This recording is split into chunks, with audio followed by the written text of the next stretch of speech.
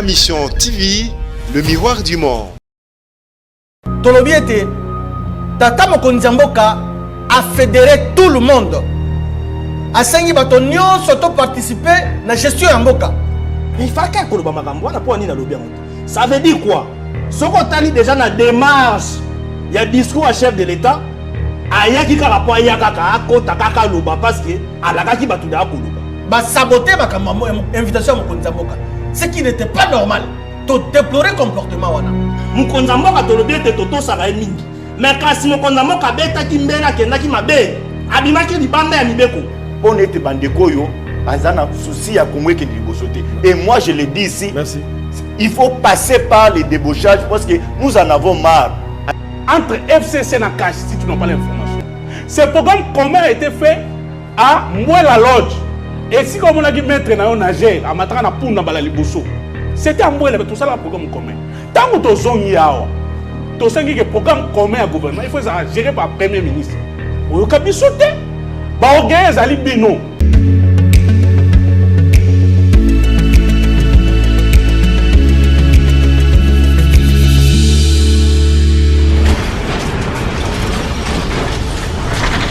Ma Mission TV, le miroir du monde.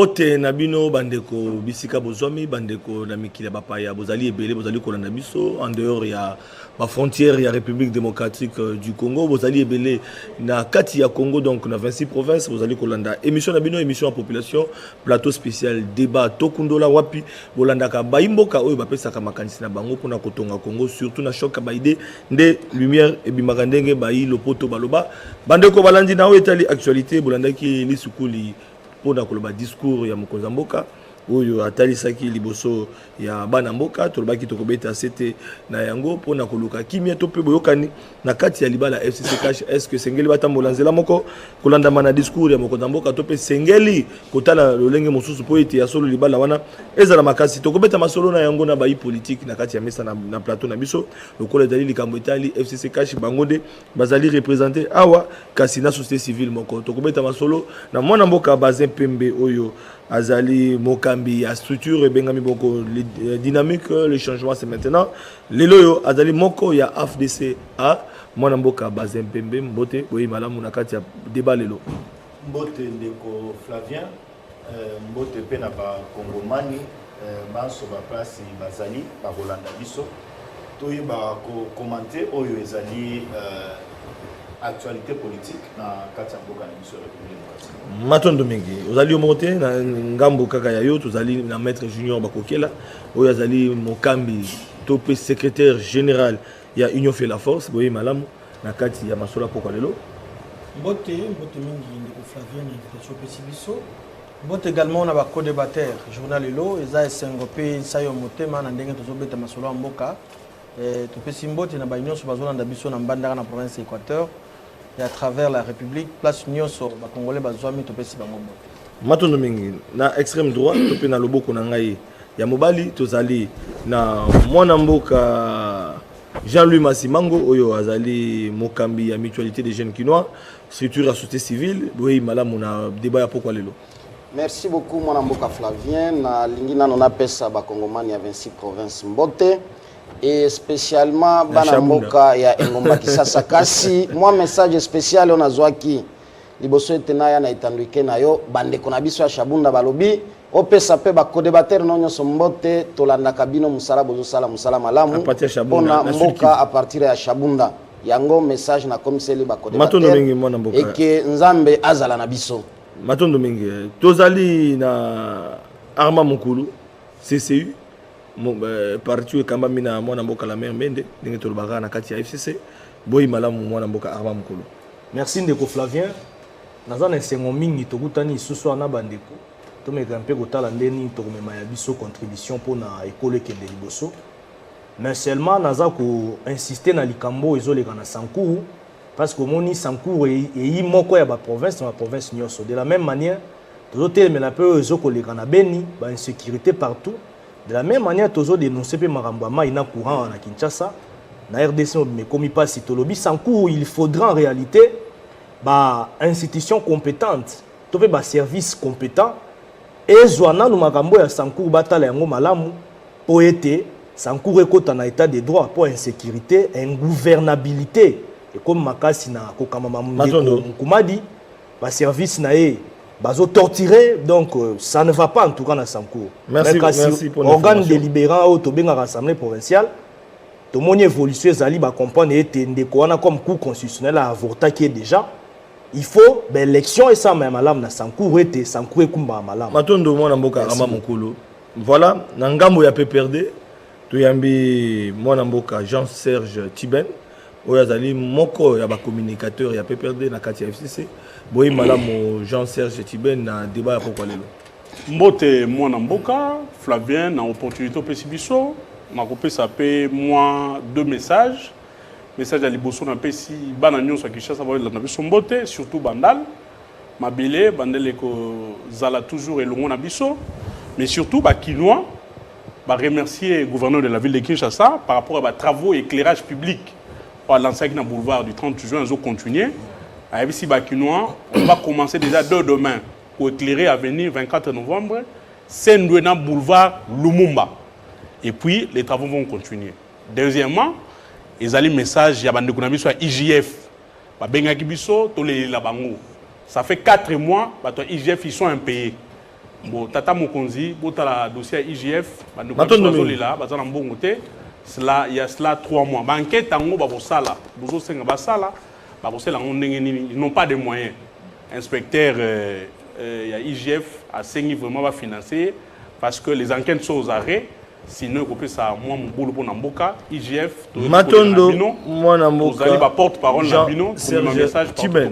Voilà Bandeko Balandi, tu mets ça dans moi information, au Bandeko Bazarana, pour na kusunga bakambi Mboka pe Bandeko Bakula Nabiso, pour baka été makambo vous koleka na kati ya ekolo Nabiso et sengel pe kolobela ngo po été makambo ki ndeliboso. Alors, toko fungola débat Nabiso ya poko lelo na Bandeko bazali ko soutenir vision mokonzi Mboka pour été bango balobi été bango bako défendre toujours mokonzamboka wana na kobanda na junior bakokela oyo mokambe ya union fait la force mona mboka junior bakokela ya solo tata ekolo asilaki koloba kasi na kati ya libala FCC cash to komona lokola bandeko ba koloba liloba moko te po ete kimi ezala na kati ya libala wana kolandama na o mokonzamboka lobi analyse ni okosala dans 2-3 minutes. Matondo mingi ndeko Flavien na malobo pesi biso opportunité yambo vraiment na kota na motu ngai na ko accentuer na oyo ndeko na ngai Jean-Serge Tiben oti ko ba pour na concernant ma chef na plateau yo kaka to beta ki c'était na ma chef to lo ba ki était IGF to za ko sentir ki enquête ya ko sala wana ba audit wana e ko abutu ni le côté ba to IGF ba ke na ko sala enquête na FPI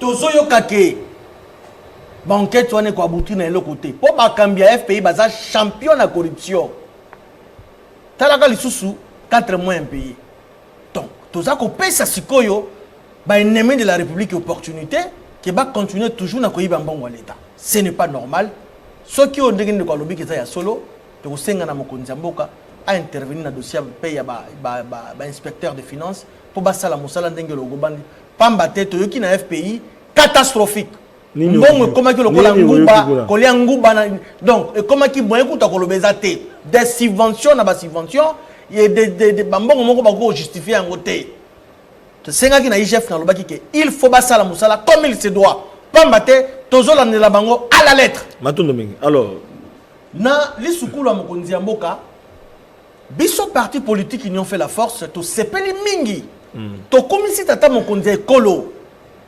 union fait la force parti politique o ekamba mi bongo na honorable Constantin Bengele to lobi ete tata mokonzi ya mboka a fédéré tout le monde a sengi bato nyonso to participer na gestion ya mboka pamba te bidongolo miso ya FCC bazwaki RDC lokola domaine privé ya bango otalaki na mukolo prestation ya serment il faut to remonter quand même bato bayeba nini etindi mokonzi ya mboka azwa bokano mona pamba te mukolo prestation ya serment ya ba nouveau 3 nouveaux juges à cour constitutionnelle sabotage salamaki na kotia bande kwa FCC ba boy ba même les mandataires d'entreprise bango bazali ba technocrate va saboter même quand il y a des prestations à serment.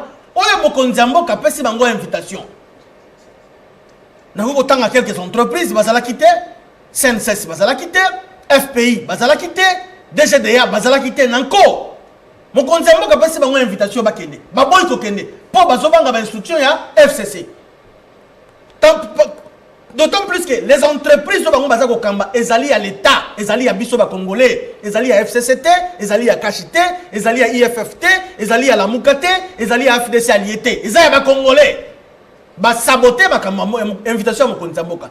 Ce qui n'était pas normal. To déplorer comportement wana. Mokonzi mboka na li sukulu na ye alobi azalaki clair comme tata mokonzi mboka, comme père de la nation. Alobi yango que dès la semaine prochaine azobanda consultation. Tolingi toutes les forces basées dans la gestion en Mboka. Politique qui a exclure baninga tolingi yangote Congo ezali ya biso nyonso. Consultation wana et comme makimia la liba la FCC cache. Et comme makimia so qui FCC ba boy seke ba ngonde bazak ba ennemi ya République. FCC ba komi Mboka pendant 18 ans, résultat ni pesa.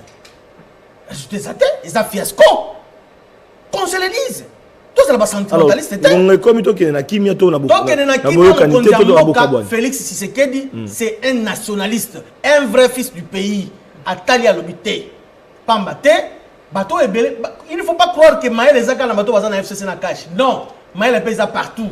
Ndé à l'obi bateau. Nyoso, to sangana, poke to kamamboka. Biso, union fait la force, to betele maboko, to lobi mokako soit tata mokonzi ekolo. Voilà, Armand Mukolo. Nangambo ya CCU, Nangambo ya FCC, Bolandi Lisukuli ya Mokonzi mboka.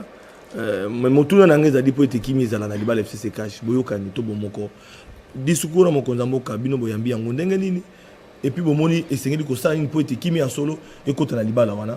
Oyo bobandaki bino bande ko FCC elongo na bande ko ya cash malobe pana. Ndeko ya mbona lo bananu ezo sala nga pasi pe mawa pona ba elema o ndeko Tibin. Aouti Koloba, en tout cas, merci beaucoup pour l'élément lobby à IGF. Président de la République, la présidence de la République, s'occupe de quadripla qui s'occupe de salaire, s'occupe de tripla qui bon. Je n'entre pas dans ça. Koto IGF, tout le monde a bandi pour ma banquette. Mais entre-temps, il y a un paiement. Donc, et ça, il faut décrire. Il faut pas que la banque solo. Ndenge baleli balobi to lobela bango mosolo eya po ba sa musana ba malamu to ni politique à deux poids deux mesures te. Alors pour na magamba discours à chef de l'État, d'abord il y a liboso sur le plan communicationnel na sepeli parce que azaki a hôtel momoni ke magambo to lobara et comme ils allent adopter. Donc nous sommes des experts en matière de l'information et de communication et puis à politique intérieure na lansaki message à lobaki soki mokonzi mboka azoloba liboso ya bayimboka ekolo azala ya kotelema namoni batosi yango bavantsaki lisusu tende bavantsaka mwana mke so mama na yazo sukola. Alors yami balé sur le plan politique c'est un discours vide. En tout cas j'ai beaucoup de respect envers le chef de l'État comme je l'ai toujours dit. Nous sommes là pour l'aider à kende liboso parce que tu respectera parce que za mokonzi mboka. Mais biso to yaka na ba critique constructive ndenge na lobaka toujours. Toite bato to yaka pona ko flatter. On lobi vide donc yokine le côté. Et ça vide, c'est-à-dire vide pour nani. On a entendu des choses circuler ici. Même ba proche ya mokonzi mboka. On a entendu des choses circuler. Oh akopé sa discours à boy. Akoniata boy, akosala boy. Mais il faut que koloba makambo na po nini na lobi yango. Ça veut dire quoi? Soko tali déjà na démarche, il y a discours à chef de l'État. Ayaki kaka po ayaka akota kaka loba parce que alakaki batu da koloba. Mais makambo o ezaki na kati ya labo na ye en contradiction na mibeko. Ayaki ko comprendre réellement que oui, na bukaki mobeko.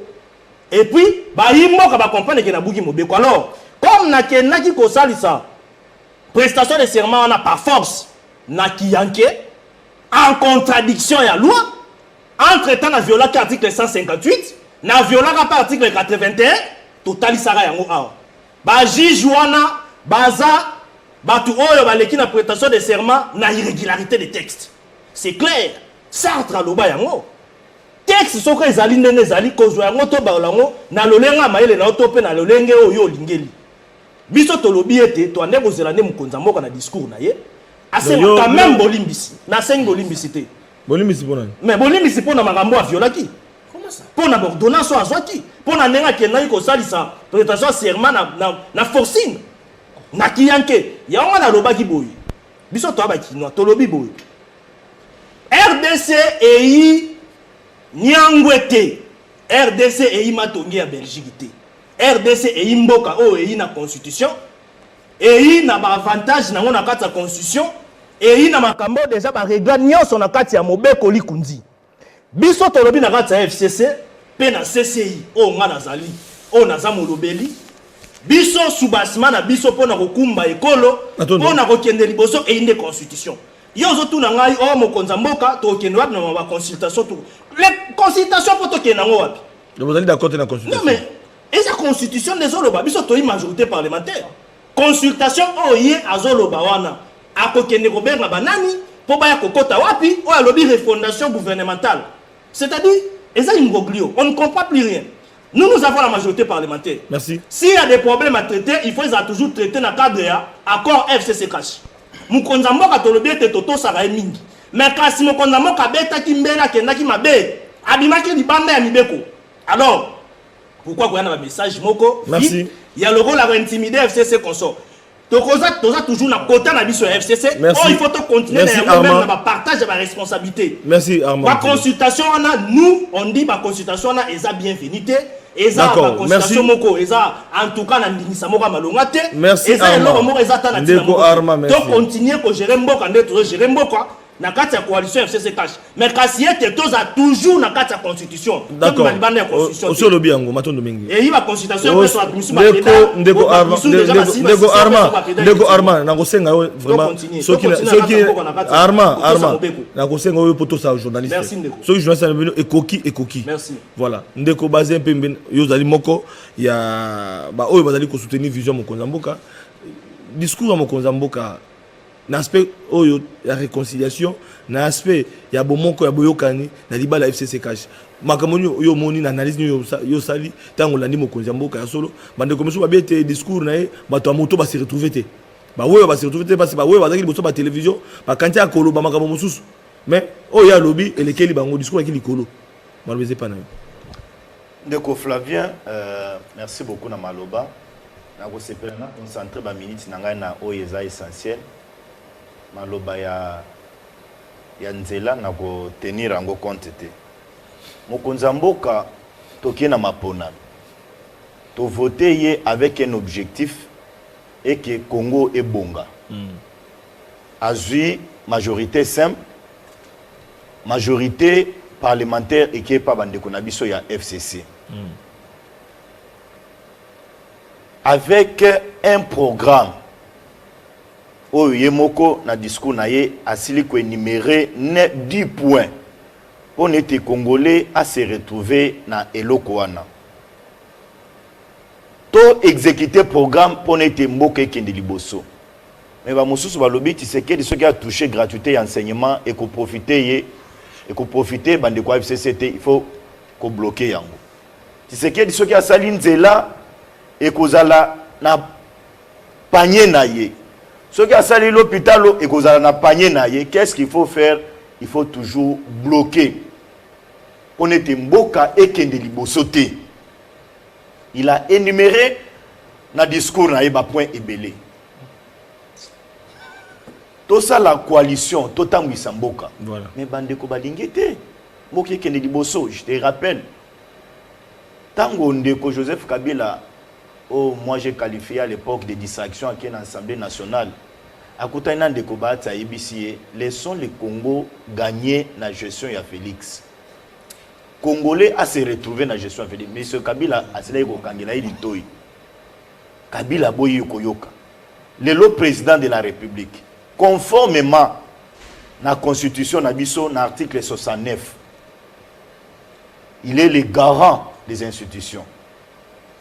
C'est lui qui représente la nation, a trouvé que non, il y a un problème. Programme est allé exécuter. Qu'est-ce qu'il faut faire la moindre des choses? C'est appeler la force vive, surtout, la représentativité à niveau national. Il y a une consultation. yangonde alobi esengeli asolola na bato nyonso wana tout pour que toyeba comment kosala yebisa etika ba bêtise ozo sala wana conseiller s'il vous plaît Zala Kimia. Loba, Zala clair. Loba, Ok, non. Qu'est-ce que moi j'ai à voir avec Loba, ne pas Zala concentré. Vous agitez. Pour la koyebisa onde ko Flavien nda alobi abengisa bato nyonso to asolola na bango pour nete mboke kende liboso y compris na bango bato FCC baya liboso na ye. Alors, consultation wana tango obenga na ba ndeko ya lamuka akobenga tope ba ndeko bazala ba député tendance nyonso akoso ba congolais nyonso bazala donc ba recoupement nyonso na ba député na parlement pour ba constituer parlement majorité ya sika abo majorité ya kala tope makamandikanisini ezali wana po ete libala FCC kashi ya solo oyo bandaki ekene tina suka ndeko nanga Flavien na kozala clair pour na oyebisa yo. Tu sais, on a fait confiance et pas bandeko na biso FCC. Je l'ai dit en âme et conscience et ouvertement. Nous avons intérêt que la consultation ait aboutir. La force vive nous sommes bazana représentativité ba sangana ba pesape ba point de vue na bango. Sengeli ko refondation donc la directive mususu ezala ponete to ba koma ko tangisa mboka Congo est gagné. Parce que bandeko FCC oyo ezalaki ezako continuer ko caractériser bango lelo ezali orgueil. Tous en majorité artificielle, tous en majorité mécanique. Et sengeli ko kende na eloko wana et moi je le dis pas que voiler ma mot avec kolanda biso partout. Ce qui est sangeli et que passer par un débauchage, il faut le faire pour n'être bandeko yo bazana souci à Congo kende libosote. Et moi je le dis ici. Merci. Il faut passer par les débauchages parce que nous en avons marre avec le FCC. Lembisi ba Kongomani. Mboke ke liboso ba on va nyoto ko bloquer. Mboke ke liboso va ko bloquer. Cette fois-ci, Mokozamboka a réfléchi conformément à la constitution. To ke na logique on a pour été majorité parlementaire musus et à la définir. Qui y ait après consultation qui y ait un informateur qui va identifier la vraie majorité parlementaire au niveau de l'Assemblée nationale. Parce que Bango va m'icosser belé. Maintenant, Jean-Serge Tiben, communicateur FCC, PPRD, Bolandi, discours à Mokonzamboka, Mengana Zalimingi du côté, il y a Libala FCC Cash, Boyoka, Ntope Bomoko, Ezana, Libala, Poite Congo, ya Solo, Ebika. Tant que Mokonzamboka lobby, Bino Boreteri, na message, il y a réconciliation, Tope na message, il y a Kimi à Bomoko, Poite Libala en Evanda. Et c'est une consultation que ça là. À protéger Libala FCC cash peut être là to peut sengi ko sala mandeni orandi ndeko bazin ou à PSP plus c'est des solutions donc on a la crise oyo ils allaient être à ça la consultation il faut débaucher pour construire majorité musu pour te kimeza na mboka malwe pa na bino ndeko Flavien ba congolais bazo lela ba congolais bazana passe parce que les gens qui ont fait 37 ans sous le bois école buissonnière ils n'ont rien appris, les lots, je suis en Mouka. C'est ça. D'emblée, le discours à chef de l'État est vide de contenu. Je ne veux pas m'atteler au côté de Nakatiwana. Parce que l'eau, comme il y a ma longa, on va congolais. On va une consultation. S'il vous plaît, je vais y aller. Et l'eau, comme il y a Tinato, ma longa, ils ont la Nakatiwana. Mais il y a tout, il y a autre, ils ont respecté le texte. Mais avant de côté de Mouzindo, on va aller junior. Nekunanga Junior, Nayoki Awa, Akumisi, Batilu Kwebo, Kabila a sali 18 ans, il n'a rien fait. Selon ses propos. Mais monsieur, il faut aller à la nation pour nous le faire. Batilu Kwebo, Batilu Kwebo, c'est un fidèle disciple à Joseph Kabila. Tilelo. Ça prouve d'ailleurs, tant que Joseph Kabila, sénateur, a vu à l'Assemblée nationale, la Sénat, pour Namokolo Liboso, Moto Ayambo, a Senya, quand la photo de Joseph Kabila, c'est pas tout le peuple. Ça prouve encore son attachement et pas Joseph Kabila. Maintenant, ce que Kabila a géré qui m'a pendant 18 ans, Bati a joué, a occupé combien de postes ministériels, mandataire public, il y a Bato FDC. C'est que, si nous pouvons conclure que Kabila a tué ce pays, Bati aussi a contribué à la destruction en Mokao. Ça, c'est une conclusion en passant. Je vais revenir à mon frère Bazin, que j'aimais beaucoup, quand il était président du mouvement citoyen. Mais maintenant, depuis qu'il a été devenu sous-traitant néo-taliban, il y a IDPS, Lélo, il a adhéré à la FDC. Il commence à faire des confusions, monsieur. D'abord, Et là, il y a solo au foyer. Nous avons fait un programme commun entre FCC et Nakash, si tu n'as pas l'information. Ce programme commun a été fait à Mouela Lodge. Et si comme on a dit mettre dans un nageur, à Matrana Pouna Balaliboso, c'était à Mouela, tout ça, un programme commun. Tant que tu as un programme commun à gouvernement, il faut gérer par le Premier ministre. Les personnes zélées qui sont autour du chef de l'État, ils ont bazar. Bon, si le chef de l'État tout ça, le programme, il y a 100 jours à chef de l'État. Et ça va gérer par le directeur et le cabinet chef de l'État. Vous avez dilapidé l'argent de l'État. Kabila a dit 1,8 milliard à l'État. L'élo, réserve stratégique à Mbougezati. Pour preuve, IGF faisait un pays. Mais puis nous avons triplé salaire et conseiller. La présidence x4. Sur base de quelle production? IGF, les gens sont impayés. Mais, bon, si mon solo, on a un solo de mouton, il est là aussi là. Et comme il y a un hôtel, il y a un chèque, il y a une maison préfabriquée, plus moi, a fait un rapport. Les études du sol n'étaient pas faites. Il y a malam pour que tout ça. Vous avez dilapidé l'argent de l'État. Bon, le chef de l'État n'est rien. Les personnes qui ont orgueil, il y a l'olène, les alignés, le chef de l'État, 37 ans dans mon bout, il n'a jamais été élu. Alors qu'il parle de la poste à nomination, il ne comprend pas les enjeux politiques. Les lois, Toyo qui a vu bazo ça la consultation. Voilà, na négocié wana. Na cité wana. Na ko cité. Bazo ça la consultation. Bazo ça la consultation. A dégager une nouvelle majorité. A dégager une nouvelle majorité. Mais Basel, toi tu devais voir honte mon frère. Tu es quand même juriste et puis avocat de surcroît. Nous sommes dans un pays qui est géré par les textes. Qu'est-ce dit les textes? Les textes disent ceci. Pour qu'il y ait une crise, la crise doit être d'abord persistante. Entre qui? Le Premier ministre et l'Assemblée nationale. Au jour d'aujourd'hui, toi et moi, tu Talani Boui, Totani Kelas. Est-ce qu'il y a une crise entre le Premier ministre et l'Assemblée nationale? Il n'y en a pas. On ne parle pas de sursaut d'humeur entre le chef de l'État et le Premier ministre et tout ça. Et puis, Makamou Yaba, Zouz, nous l'avons dit, Bazin. Nous sommes sincères avec les chefs de l'État. Les chefs de l'État, la procédure en nomination, c'est Fiola qui nous paye. Les personnes zélées, on dit à chef de l'État, fais le forcing.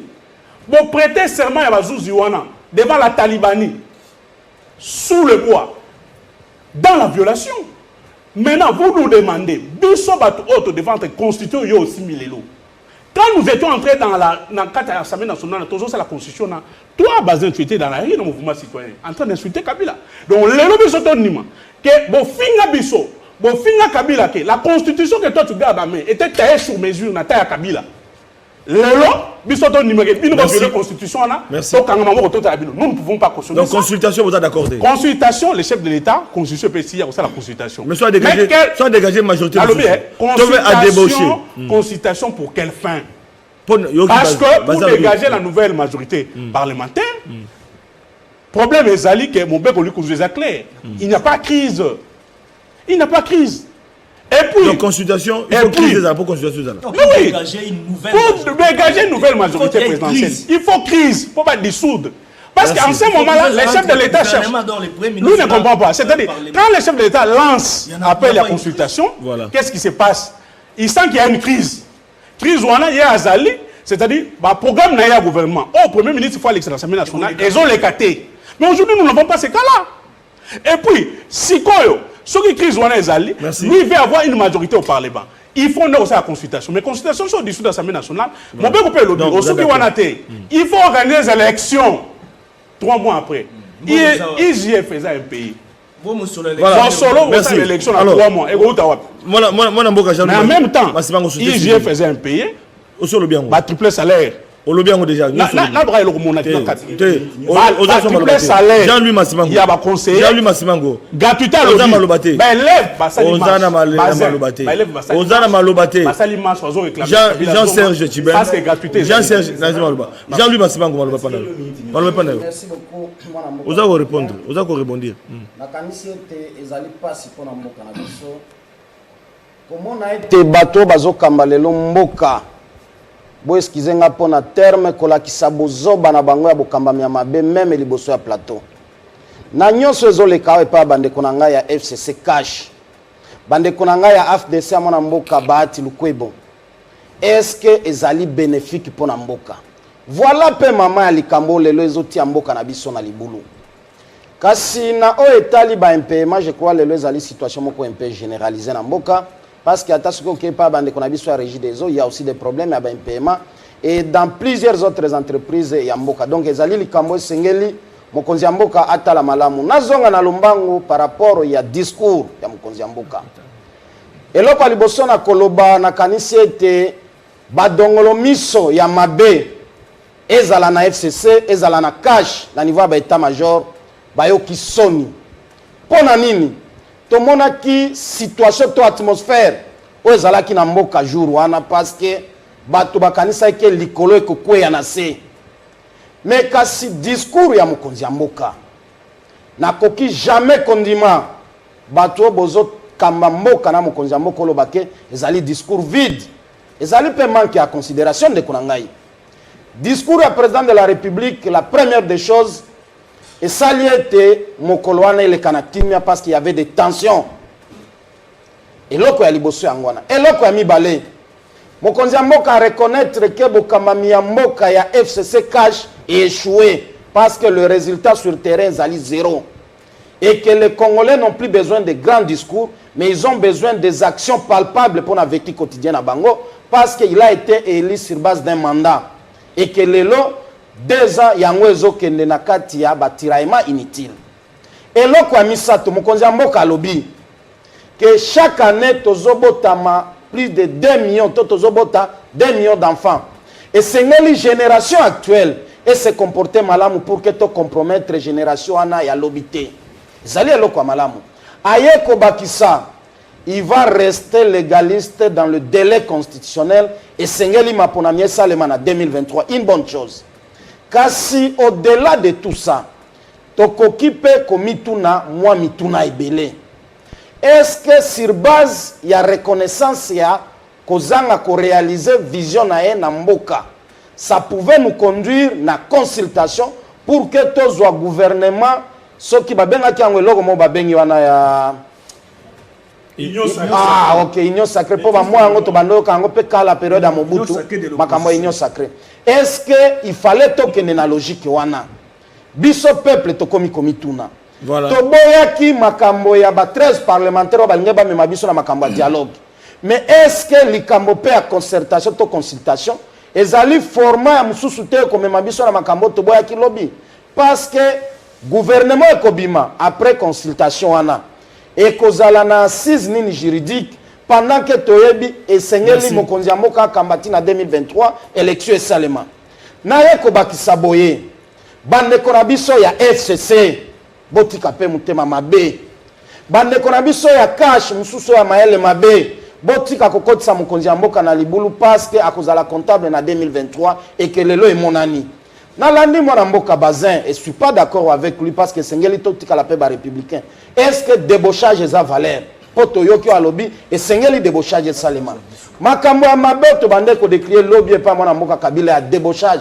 ya ko dédoubler ba parti politique est-ce que tolingi pe le loto la tsango mokonzi ya mboka pour que ya se comporter pe bongo donc tozali na hypothèse avant indépendance égale après indépendance soit to déshabiller Saint-Paul pour que to la tselamba et pas makambo wana ezali ba valeur président de la république so ka ça la consultation à salango en termes aussi à ba cahier de charges à ba revendication ayo ka chaque coup social mais kokende na ouverture à ça la gouvernement wana tozongi na mayema na mboka Fayulu aloba à l'époque donc nous avions réalisé que situation à 2018 ya élection ezalaki mabe yango nezo conduire biso na situation tozana ngolelo donc esengeli to privilégier intérêt ya mboka merci to na ba vérité en face mwana mboka Flavien merci sika bato ya mael mabe babatami wana bozala na courage ya koloba o eza voilà le Jean-Louis au lobby au lobby alors cette fois-ci dans 5 abino dans la chrono respecté vous aurez rebondi par rapport à ma propos au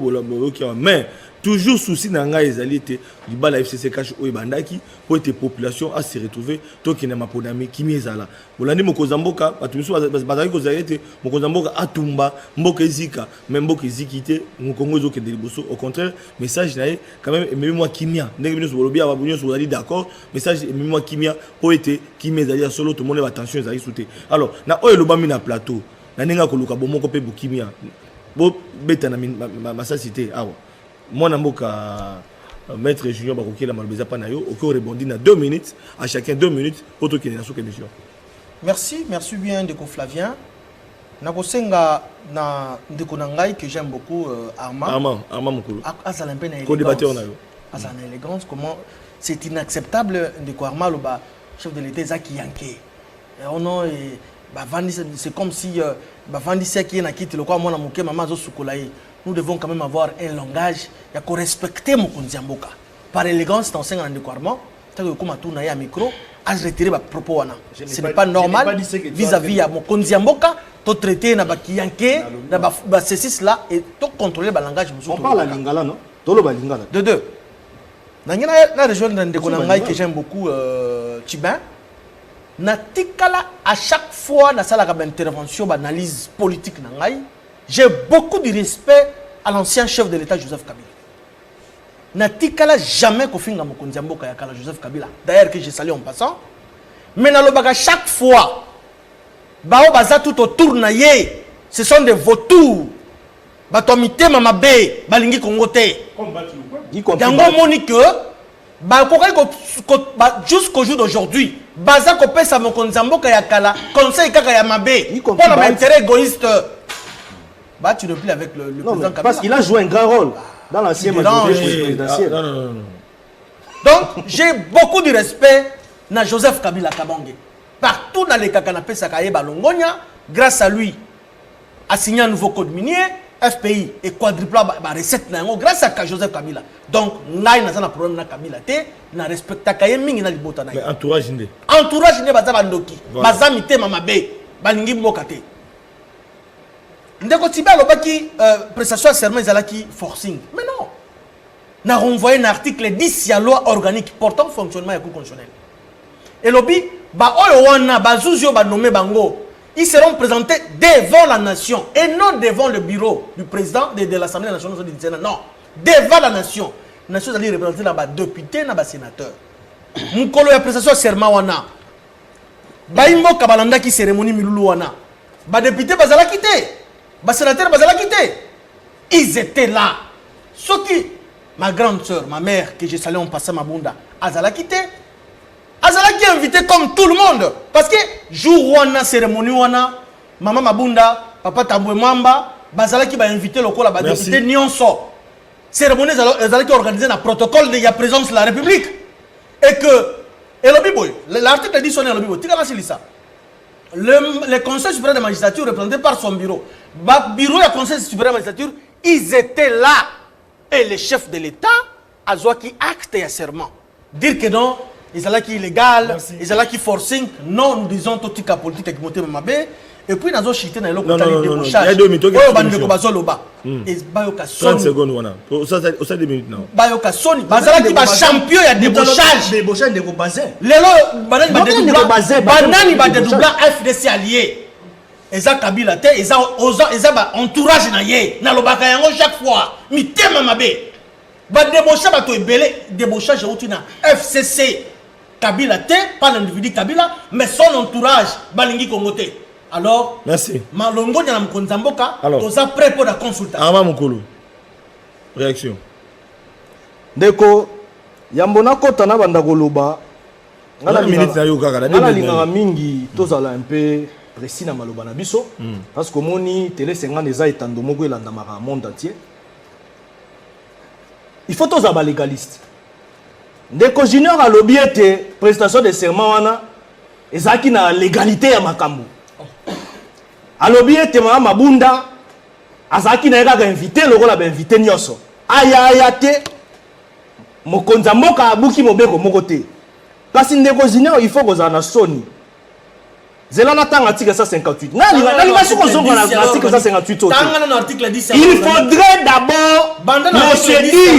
Il y a pendant la nomination, titre comme Ananu Kuna. La présentation de serment, il faut procéder et tout ça. Déjà, il y a eu déjà cassure, fissure constitutionnelle déjà. C'est le jour de la cérémonie. Non, il faut faire comprendre que Mbébé Zalaki déjà.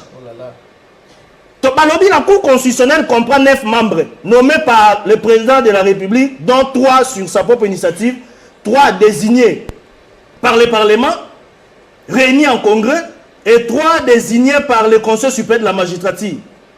Donc, qu'est-ce qu'on a mal à les 2 tiers des membres de la Cour constitutionnelle doivent être des juristes provenant de la magistrature, du barreau, tout. La Cour constitutionnelle est renouvelée par tiers tous les 3 ans. Il sera procédé au tirage au sort des membres par groupe. Est-ce que ça m'a dit bon? C'était déjà une violation. Pour la il y avait d'abord violation. C'est-à-dire, comprendre comment on a présenté le serment déjà procédure qui m'a baisé. Alors, injonction nyonso oyo ba pesio ezala mo continuer à pesio soki eza injonction oyo eza conforme na mibe côté okoki ko exécuter yango te. D'accord. Yango ba alors merci. Na ndenge nini biso tout ba to yiba imboka na ndenge ni premier ministre ngaya na injonction oyo na eza déjà na contradiction mibe. Merci. Mon konzamboka a utilisé force na ya chef de l'état. Forcing aye ta sa présentation de serment connaissant lui-même déjà violation à Makambouana Ndengeza. Merci Armand. Merci. Alors, Maître Bazin. Par rapport à l'absence, par rapport à Nini, et plutôt évoluer dans le Panayo. Ce qu'on répondit par rapport à Mbelo Babi parce que toi qui as sous émission. Ndeko Nangaï et Sengeli, Ndeko ya FCC, Basali Sagabiso, on a recyclage, Ndeko Bagotina la télévision parce que je comprends que Ndeko Mososo, Bazali comprend de l'eau, Bazali Koya Salate. Ceux qui ont présenté veste, lunettes, lati, chaînette, lati, je comprends pas l'autre sur la makamamboka. Naebisa ndekonanga tibien. Est-ce que yebeti na kati ya mboka oyo? Ba IDP c'est comme misato sous régime nabino. Est-ce que yebeti na kati ya mboka oyo? MLC comme mibale sous régime na kati ya bino. Est-ce que yebeti na mboka oyo sous régime nabino? AFDC, il y a professeur Modeste Batuluko, il y une infirmière là si je ne me trompe pas. Est-ce que Yébé na kati ya mboko oyo? Moi si abato Thérèse Kapangala azo bima pona ko ndo réclamer droit constitutionnel na yo constitution yo ko mibeta tolo. Lelo na ibité na itani ni azali na kati ya tombo na ye. Rosi abimi kimia nyonso na kati ya ndako na ye. Akendo réclamer élection. Lelo place azali yo yebi. Par exemple, ils ont belé quand les Français ont les gens. Donc tu n'as pas une leçon morale, il y a copié ça biso. Et puis le langage, beaucoup de gens talibans sous les bois. Yo kanisi bateau sur les bois, on va bimisa président de la République de. Baba nyamate, bande batou. Ba kenda jour à vote net yo, bango pe bazana ba droit na bango. Soko olingalelo dénigrer bango sous les bois. Na na concéder yo et le kwana. Parce que ba vivre na forêt te, ba vivre na libanda, ba la pantalon veste, lunettes canetio lati. Comment qu'on dénigrer bango? Il y a aussi des licenciés comme toi. Tozongela Mayamboka. Bref. Qu'est-ce qui a poussé le président de la République? Il y a que passer par ma consultation. C'est excès de zèle Nabino Ndeko. Vous avez pris la République en otage. Parce que tous en assemblée, tous en Sénat, tous en gouvernement, tambourement bazali ko entêté bino, Mabunda y compris. Sylvestre Ilunga Ilunga bozali ko empêcher na moto ba pesi invitation aya ko répondre na prestation de serment ya banzuzi o bazali yangai ya yo ya ba congolais nyonso bino boboyeli bango. C'est vous. Pourquoi vous allez vous en prendre aux gens? Moi je souhaiterais ceci. Voilà, merci. Bon lité nano que non chef de l'état de la bino ta invitation. Peut-être va continuer la binoté. Peut-être va continuer la binoté. Il y a considération. C'est pourquoi je l'ai dit, Flavien, je l'ai dit en âme et conscience. Le débauchage n'est pas violation de la loi. C'est que la loi n'a pas dit cela est permis. Mais ce n'est pas en violation de la loi. Essentiel, les années que non majorité, ça la pone que bino pembalo papa, na yoko no bango. Oyo kapata sur le gaz, il y a opposition que vous avez malamu pona bino. C'est tout à fait normal. Et ça m'a bêté. Mais l'essentiel est que non, nous allons demeurer avec vous na Congo. Posez une question, papa, parce que la mono lingo katama. Parce que problématique moi Zali, de Guatali Saki. Consultation on a un objectif nini. À dégager une nouvelle majorité. Pour à ça le gouvernement sika, tu peux pas nommer un mandataire sika, tu peux à ça la logonita on dégager nouvelle majorité. Oh yazoluka. Et puis aux Zongo FCC mo kwa 350 députés. Tu qui est l'Assemblée nationale. Bon.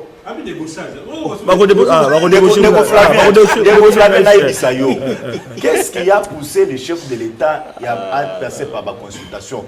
Parce que Jean-Louis à Lobiango Awa. Papa, tout est bloqué dans ces pays. Élection. Bandeko FCC balobi non. Population aboyi malonda, bango balobi malonda. Bango balobi niet na nyoso ba juge ako constitution balobi te biso to boyi. Merci. Tout bongi sa situation sociale ya ba congolais bango balobi niet. Merci. Mais na biloko ya bongo, yemoko a constaté que non, j'ai été élu pour une vision. C'est pour l'émergence de la République démocratique du Congo. Il faut réunir les forces vives. Tant que vous posez une question et que nous avons une majorité au niveau de l'Assemblée nationale, nous avons calculé simple. Cash, nous avons 50 députés. La Mouka, prenons par exemple ceux qui ont 150 députés. Pourquoi pas appeler des députés conscients? Il est dans la supposition. On va discuter. C'est tout à fait normal. Il faut s'attendre à ça. Il faut s'attendre à ça. Attendez-vous des propositions, papa. J'assèche 2000 comme la sous-émission 2000. Non. Tika Baninga Balwa, s'il vous plaît.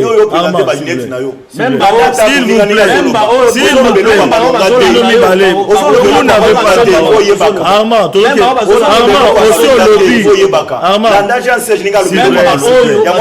Cash FCC. Voilà, Jean-Serge. Botika pas à ça la 2 minutes parce que toi qui na sous émission.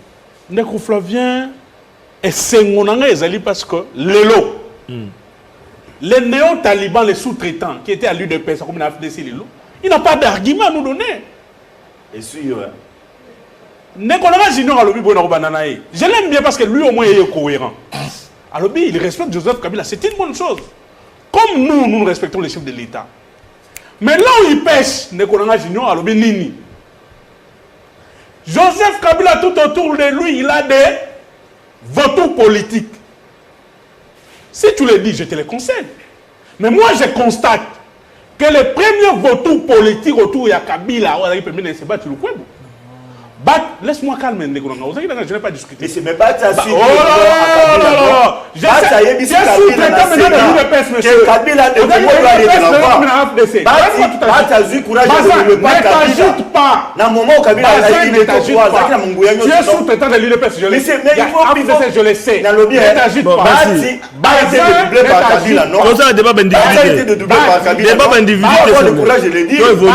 Il n'est pas sous-traitant, mon cher. Il a issu de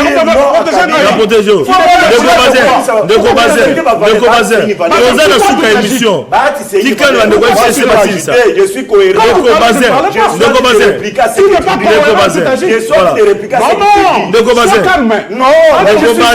suis serein. Sous le bois, monsieur. Comment je parle? Prends ton stylo écrit. Mais moi, monsieur, je ne peux pas laisser tes invoitures. Tu peux me rejoindre. Je ne peux pas laisser tes invoitures passer, monsieur. Voilà. Merci. Je ne peux pas laisser tes invoitures passer. J'étais sous-traité par ta faute. Je te comprends. Mais toi, tu es dans l'axe. Je comprends ta position, monsieur. Tu es dans l'axe. Tu es dans l'axe. Mais je te dis ceci. Je ne peux pas te laisser s'il vous plaît. Le premier négocié, ça va te faire dans 4 émissions, s'il vous plaît. Ça va te faire mal. Jean-Serge. Merci. Voilà. Jean-Louis, tu as la parole. Jean-Louis, tu as la parole. Non, vous n'avez pas la parole. Vous allez faire l'opposition cette fois-ci. S'il vous plaît. Maintenant, voilà. S'il vous plaît, s'il vous plaît. Vous ne respectez, s'il vous plaît. S'il vous plaît. Non, s'il vous plaît. Non, s'il vous plaît. dans la même minute. Je constate que vous respectez Ngate. Je suis dans la même minute. On a dans la vidéo 2 minutes à chacun, nous à respecter minutes parce que tu comme une souka émission. Soit la régie va couper l'émission et puis tu vas comprendre l'autre bonté. S'il vous plaît. Tu as 30 secondes pour chiter et puis de quoi tu vas le quatre émissions. Merci beaucoup. Je suis dans le disant que le premier vautour politique qui était autour de Joseph Kabila, c'est Bati Lukweb. Bati a tout eu de Kabila, les postes ministériels, les postes en mandataire public. À la fin, qu'est-ce qu'il a fait? Coalition. Maintenant, je vais dire, je ne suis pas surpris. Voilà. Nous sommes dans une logique qui a forcé le nom de la République. Ça sort de la bouche d'un sous-traité de l'AFDC. Nous devons débaucher les gens. Je t'informe. Ils ont tenté de débaucher nos députés. Ils ont donné... Yoka.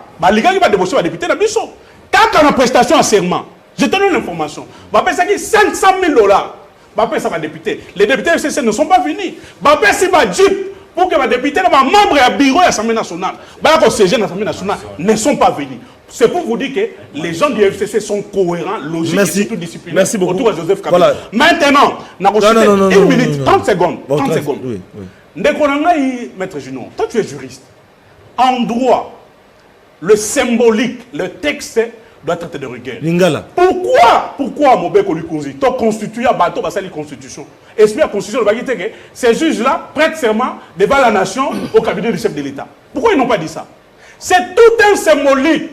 La nation est ici représentée par... Ça s'appelle un débat. Voilà. Il y a un débat de l'autre. Un sénateur, un député, okay. un représentant à Bango. Merci. Donc, là-bas, c'est juste voilà. prêter serment devant on clôture avec Jean-Louis. Ce sont les élus du Parlement debout. Je pose un malobaté. C'est dans la violation. Merci Jean-Serge. Société civile. Je vous en prie. Je termine avec toi. Non, mais non, s'il vous plaît, Arma, s'il vous plaît. Arma, s'il vous plaît. Jean-Louis. Moralité politique au mot cannabiso et c'est après non, s'il vous plaît, Arma ne dérange pas, s'il vous plaît. Est-ce que par élégance, n'a respect à journaliste, c'est pas tous les mots, je ne peux pas laisser passer. On n'a pas du respect envers les gens. Alors il faut la recadrer dans ma mission sur Zoloba. Soit prochainement, tout ce que la émission Mobimbo ya Yomoko. Peuple a besoin de Koyoko Biso Tozole Ebisaye. Dans l'objet, nous avons un problème en moralité politique. Et on vient de les constater à Wana Plateau Nayo. Entre Bandeko Bazo Kamamboka, qui ont tendance ya koboa que la naba responsabilité ya mabenyo sotoza nangolelo biso tolobi boye société civile discours ya mokonzi ya mboka ezala discours malamu parce que la kisiete bokamba mboka ezana kokoso kasi tomi tuni un certain nombre ya ba problème est-ce que nzela ya consultation et comme ma biso na finalité nini pendant que toyebi mboka ezokamba sous coalition. Parce que nous avons d'une part une majorité na niveau législatif, na une majorité na niveau présidentiel. Kasi na sepeli na eloko et que seigneur biso nous auto intérioriser ango. Les lombo cannabis zali sous na besoin ba discours té. Et seigneur to banda kotia ba action o ko salete mboke ke liboso. Nous devons encourager o permettre que mboka na biso décoller parce qu'il y a des problèmes dans le secteur nyonso. Au lieu de vivre un spectacle, il y a le débauchage, il y a le vide, alors que ça ne nous avance aussi en rien. Mais il y a le boyé, parce que nous sommes légalistes. Ce qui constitution, peut prévoir le côté. Mais nous avons aussi l'aspect éthique, moralité politique. Est-ce que permettre au sala débauchage? Nako sepela kutu soko ko sala ngo ofanda kimia ke koya koloba na télévision ke boko sala débauchage ezali valeur républicaine te ezali loko ya mabende konangai. Mais c'est ça veut. Bon, ezala vina yete ezamande biso loko la peuple de télévision yango. Ndeko Flavien na silisi na koloba boye. Voilà. Biso nyoso to soutenir mokonzi ya mboka. Kasi toko soutenir na makambo ya malamu. Et sengeli mutu na mutu amema pierre ya construction pour na mboka. Ezali lokola ba structure, lokola ba fondation ba widal. Nazo mona par-ci par-là bazo sala ba acte o ezali le loko sepelisa bana mboka. Ba makamba bongo sengeli biso to kumisango. Et je crois c'est ça le discours du président de la République. Alobi que Taya maloba esili Musala esengeli musale monana sur terrain. Merci. Batu abongo biso esengeli tokumisa bango na oyo bazosala. Merci Voilà beaucoup. liloba suko na zalai nango. Voilà Et bandeko. puis bandeko na biso FCC cash. Te oza so maloba te. Na retu maloba. Batika kolakisa buzoba na bango liboso ya pep. Parce que bazosala ezo faire avancer mboka. Merci beaucoup. Voilà bandeko balandi bino mo zali témoin na banzi ke bino mo beaucoup tirer conséquence topé ba conclusion par rapport ya débat ya lelo parce que bolanda mo kozamboka pe biso to baki était na simali sukulu wana topé discours ya mo kozamboka boyokani topé botamboli ya bomoko ya libala ya FCC cash et koki kozala possible ou pas bolandi bino moko bandeko ya FCC na bandeko ya cash na plateau awa bandongmami conclusion moko tozuka kate to banzeke na bandako bino moko bobi oyo koleka na tondi botondi na bandeko bayaki na plateau parce que to comme pratiquement na suka émission na biso to yambaki mettre Bazin Pembe oyo azali mokambi ya dynamique le changement c'est maintenant moi na mboka mettre Bazin merci beaucoup ndengo ndimai koya quand même na l'émission lelo moi na mboka junior bakokela secrétaire général il y a Union fait la force merci beaucoup Yayo merci na yope ndengo ndimai koya na ngambo ya PPRD to yambaki Jean Serge Chiben matondo mingi ndengo yaki société civile to yambaki Jean-Louis Massimango société civile et puis na compte ya FCC na compte ya FCC merci beaucoup to yambaki pe mwana mboka Armand Mukulu donc bandeko balandi to comme na suka plateau ezalaki équilibré 2 FCC 2 cash to yambaki bango na plateau na biso na poko lelo pe na société civile kasi na basango zali na bandeko babengaki mwa mingi lokola ba mama na kankukolo babiete ndeko Flavien Meka kolobela biso wana to na quartier 7 na quartier 7 na kankukolo donc bazali kolela courant ezalité donc maman baza kolela vraiment ça fait 3 mois baza molili ba kolanda émission na bango te balinga yango mingi na kankukolo matondo mingi na bino bato bozaki bakuya kolanda biso to kutani semaine prochaine na débat mosusu boyi malamu pe potika malamu na programme oyo bomisana kolanda biso matondo mingi.